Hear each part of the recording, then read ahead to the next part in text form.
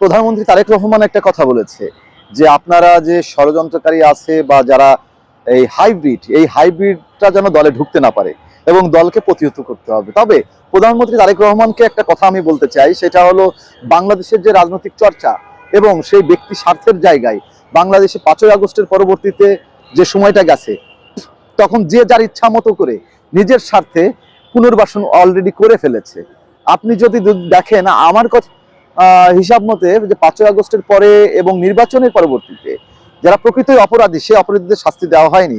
অনেকেই আছে এই ঢাকার ভেতরেই আছে যারা আওয়ামী লীগের যারা বড় বড় নেতা ছিল, অনেকেই আছে যারা বিএনপির রাজনীতি করে, তারা আসলে তাদের সাপোর্ট দিয়েছে, তাদের নিরাপদে রেখেছে, তাদের ব্যবসা প্রতিষ্ঠানকে নিরাপদ করেছে। তো সেই জায়গায় আসলে এই দেশে যেটা চলে সেটা আসলে আমাদের অঞ্চলের ভাষায় বলে বিআই খেলা। রাজনীতিতে শুধু মুখে মুখে বলবে আওয়ামী লীগ বিএনপি, কিন্তু একটা বড় শ্রেণী আছে যারা এই দেশকে চিপে নিজেরাই আসলে পরিপুষ্ট হতে চায়। এই রাষ্ট্রকে আসলে ভালোবাসে কয়জন?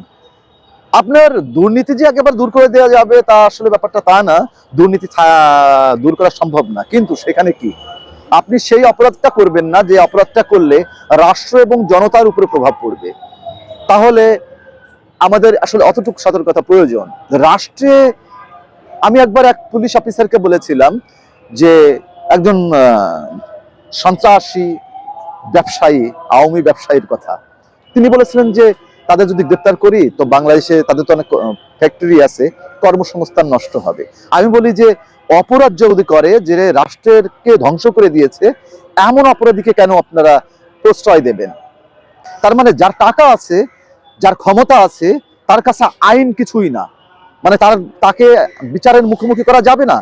আমরা দেখতে পাই একে আজাদ বারবার প্রধানমন্ত্রীর সাথে সাক্ষাৎ পাচ্ছে, কিন্তু যারা রাষ্ট্র নিয়ে ভাবে, যারা দেশ নিয়ে ভাবে, যারা জনগণের হয়ে দীর্ঘ লড়াই করেছে, তারা কিন্তু সেই সাক্ষাৎটা পাচ্ছে না।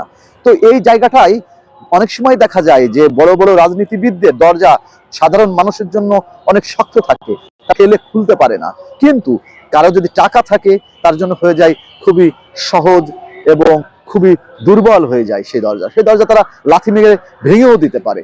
এই যে সিন্ডিকেট এবং এই যে গোষ্ঠীর যে তৎপরতা, এই তৎপরতার বাইরে কিন্তু আসতে হবে।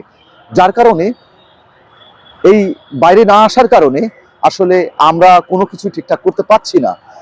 আপনাদের মনে রাখতে হবে এই দেশে সবচেয়ে মেধাবী যে মানুষ, সবচেয়ে গুণী যে মানুষগুলো, সেই মানুষগুলোর ভিতরে আপনি দেখবেন যে তাদের পোশাক মলিন হয়, কারণ এখানে রাষ্ট্রের কোনো তাদের সম্মান দেয় না, তাদের জন্য কোনো সুযোগ রাখে না।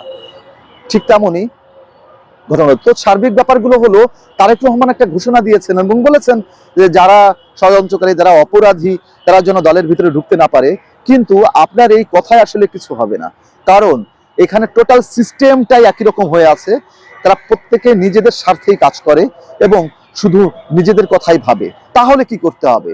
তাহলে যেটা করতে হবে সেটা হলো বাংলাদেশে যেসব শুদ্ধ মানুষ আছে, যারা রাষ্ট্রকে ভালোবাসে, তাদের নিয়ে টিম তৈরি করুন এবং শুদ্ধি অভিযান চালান এবং আইন করুন কঠোর এবং বিচার নিশ্চিত করতে হবে। এই দেশে ফাঁসির রায় হয়, কিন্তু ফাঁসি হয় না, কয়েকদিন পরে বের হয়ে যায়। এই দেশে রাষ্ট্রপতি 14-15টা খুনের মামলার আসামিকেও ছেড়ে দেয়, তার বিচার হয় না, রাষ্ট্রপতির হাত দিয়ে তারা মাফ পেয়ে যায়। কিন্তু আপনি কি কখনো শুনেছেন যে খুব সাধারণ একজন মানুষ কখনো মাফ পেয়েছে? পায় না। তো এটার পরিবর্তন করতে হবে। আমরা আসলে পরিবর্তন চেয়েছি এইগুলোই এবং সংস্কার চেয়েছি এই ধরনের। ধন্যবাদ।